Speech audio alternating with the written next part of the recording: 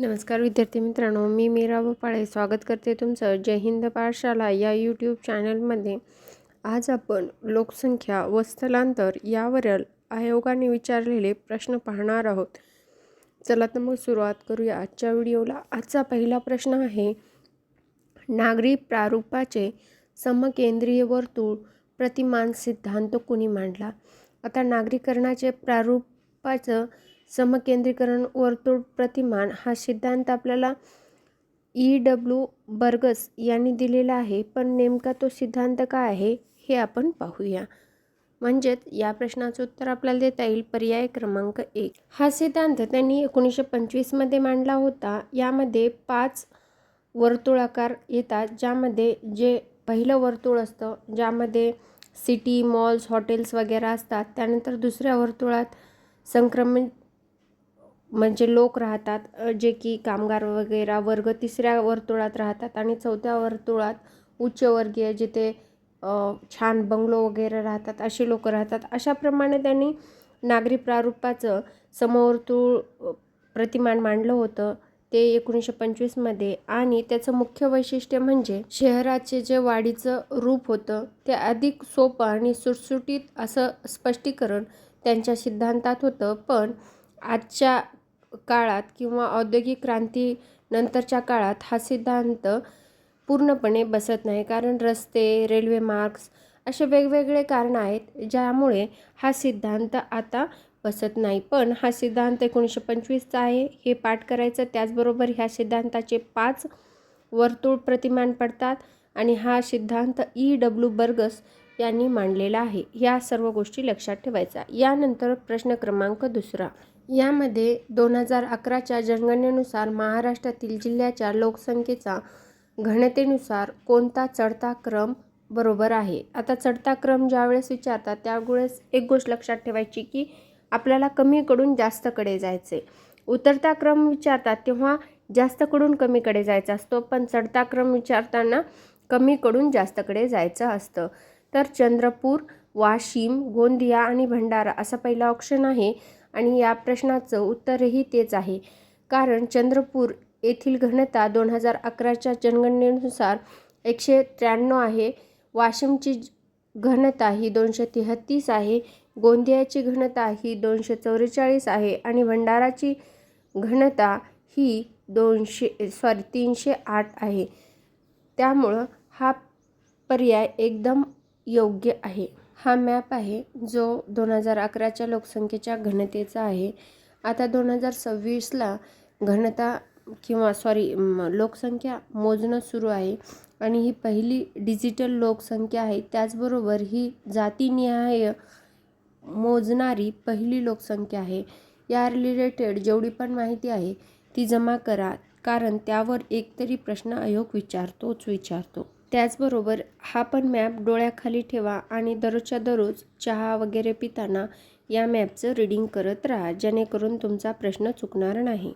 यानंतर प्रश्न क्रमांक 3, महाराष्ट्रातील खालील जनगणना वर्षामध्ये लोकसंख्याची दशवार्षिक वाढ व जनगणना वर्ष यांच्या योग्य जोड्या लावा। आता 1971, 1981, 91 आणि 2001 आणि त्यामधील दशवार्षिक वाढ दिलेली आहे। तर आपण 1971ला पूर्णपणे जागरूक नव्हतो, त्यामुळं 27.45 इतकी आपली दशवार्षिक वाढ राहिलेली आहे। त्याचबरोबर 1981ला आपण थोडंसं सुविधेकडे वळत गेलेलो होतो, त्यामुळं 24.54 थोडीशी कमी किंवा आटोक्यात दशवार्षिक वाढ आली होती। 1991ला परत आपली 25.73 एवढी दशवार्षिक वाढ झाली, आणि 2001ला 22.73 म्हणजे 1, 2, 3, 4 जशाच्या तशा जोड्या दिलेल्या आहेत। म्हणून या प्रश्नाचं उत्तर आपल्याला सांगता येईल पर्याय क्रमांक 1। यानंतर प्रश्न क्रमांक 4, महाराष्ट्रातील खालील दिलेल्या जिल्ह्यापैकी 2011च्या जनगणनेनुसार सर्वात जास्त लोकसंख्येची घनता कोणत्या जिल्ह्याची आहे? तर या प्रश्नाचं उत्तर आपल्याला देता येईल की दिलेल्या पैकी विचारलेलं आहे, त्यामुळं गोंदिया या 2011च्या जनगणनेनुसार 244 एवढी घनता होती. म्हणून या प्रश्नाचं उत्तर आपल्याला देता येईल पर्याय क्रमांक 1. मग आपण पुढील सुद्धा पाहून घेऊया. तर वाशिमची घनता होती 233, हिंगोलीची घनता होती 260 आणि अमरावतीची घनता होती 237. आता घनतेवर रिपीट प्रश्न होतात, त्यामुळं घनता दररोजच्या दररोज डोळ्याखालून घालून घ्यायची. त्याचबरोबर अपडेटेड माहिती जी काही लोकसंख्येची आहे ती घ्यायची आहे. यानंतर प्रश्न क्रमांक 5. जनगणना 2011 प्रमाणे खालील नमूद महाराष्ट्रातील जिल्ह्याच्या लोकसंख्या घनतेने संदर्भात चढता क्रम लावा. चढता क्रम म्हणलं की कमीकडून जास्तकडे. मग गडचिरोलीची सगळ्यात कमी घनता होती ती होती 74.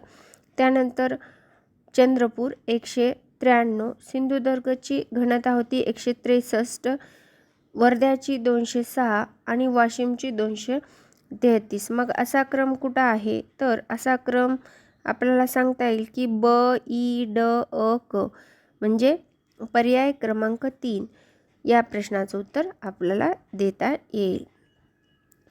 यानंतर प्रश्न क्रमांक 6. प्रोफेसर आर डी कर्वे यांनी 1925 मध्ये पहिले संतती नियमन केंद्र कोणत्या शहरात सुरू केले?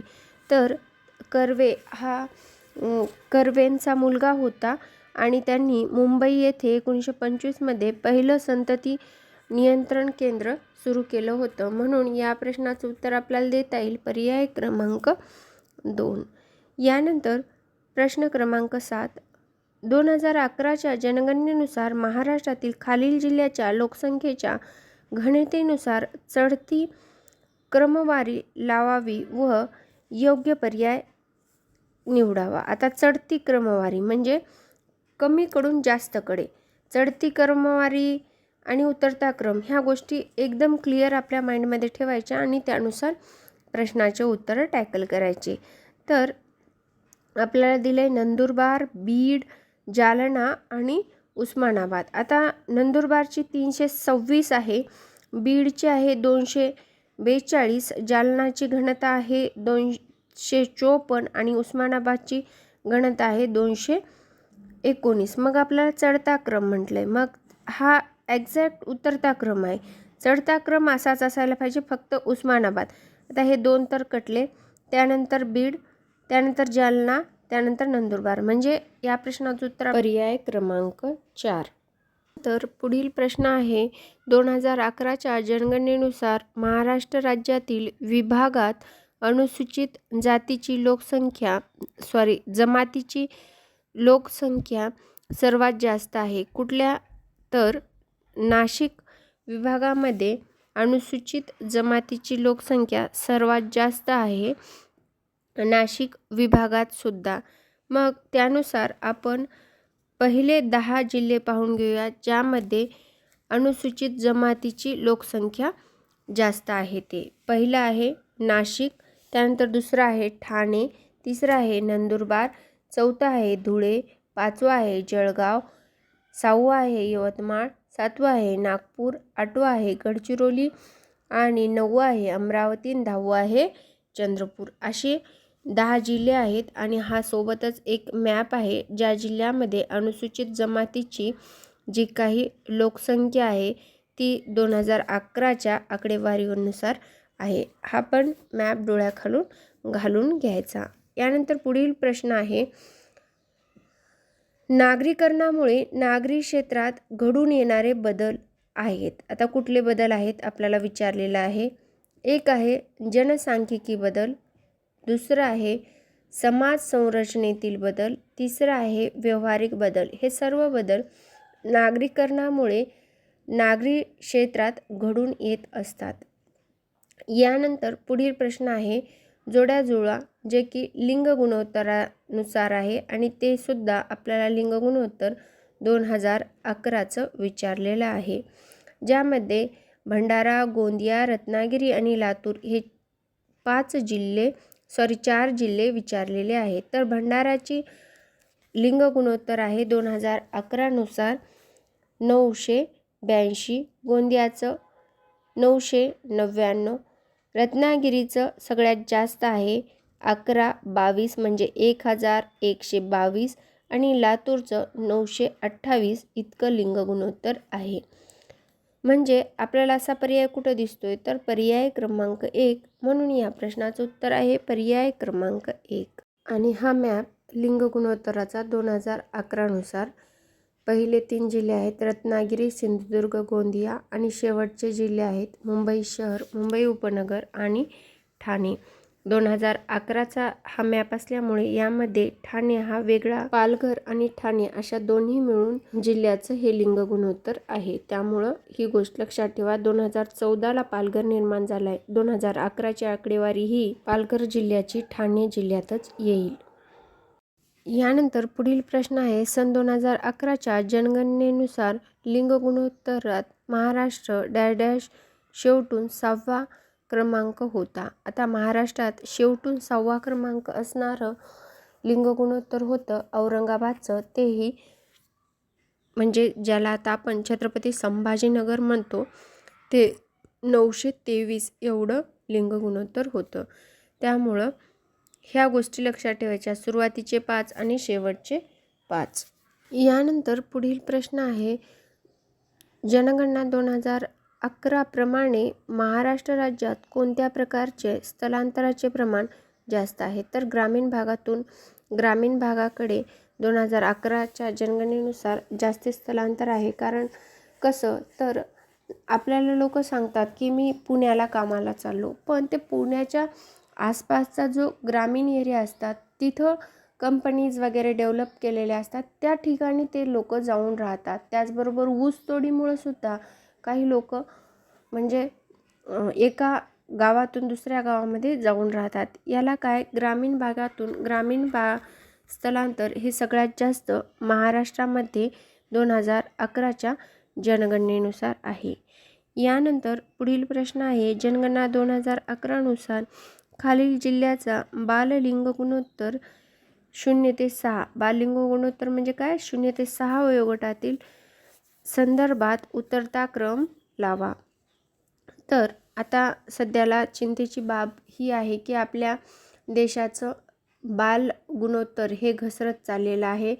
आपला सध्याला त्रिकोण हा वरून खाली आहे, पण आपल्याला काही दिवसाला जपानसारखा आपला त्रिकोण दिसेल आणि त्यावेळेस आपल्याला वाईट परिस्थिती येईल. पण लोकसंख्या नियंत्रणासाठी ही गोष्ट जरी चांगली असेल तरी काही गोष्टीत एकच गोष्ट 2 ठिकाणी चांगली राहू शकत नाही, ही गोष्ट लक्षात ठेवायची. आणि ही वाईट गोष्ट आहे आपल्या देशाचं बाललिंग गुणोत्तर कमी होत आहे ते. तर आता आपल्याला उतरता क्रम लावायचा आहे. म्हणजे आपल्याला जास्तकडून कमीकडे जायचं असेल तर सगळ्यात जास्त बाललिंग गुणोत्तर हे 956 आहे, ते गोंदियाचं आहे इथे दिलेल्यापैकी. त्यानंतर 953 हे चंद्रपूरचं आहे. त्यानंतर जळगावचं 842 बाललिंग गुणोत्तर आहे आणि बीडचं सगळ्यात कमी लिंग गुणोत्तर 807 आहे. त्यामुळे आपल्याला असं सांगता येईल की DABC म्हणजे ह्या प्रश्नाचं उत्तर आहे पर्याय क्रमांक 3.